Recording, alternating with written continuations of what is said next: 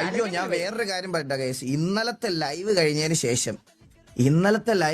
ശേഷം എന്തെങ്കിലുമൊക്കെ പ്രശ്നമുള്ളവരൊക്കെ ഉണ്ടെങ്കിൽ എന്നെ വിളിച്ചോളാൻ പറഞ്ഞു. മോഡറേറ്റേഴ്സിന്റെ നമ്പറൊക്കെ കൊടുത്ത് രാത്രി ബാറിൽ പോയിട്ട് ബില്ലടയ്ക്കാൻ പൈസ ഇല്ലാത്തതാണ് ചിലവന്മാരുടെ പ്രശ്നം.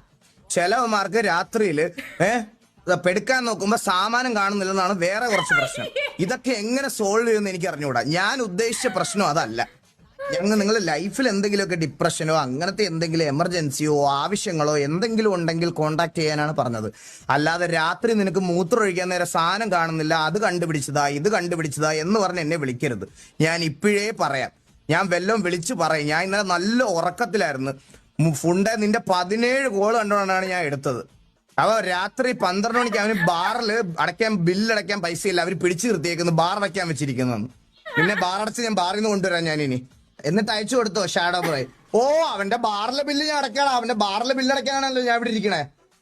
ബാറിലെ ബില്ല് അടയ്ക്കാൻ അവനെ കെട്ടിയിട്ടെന്ന് വിചാരിച്ച്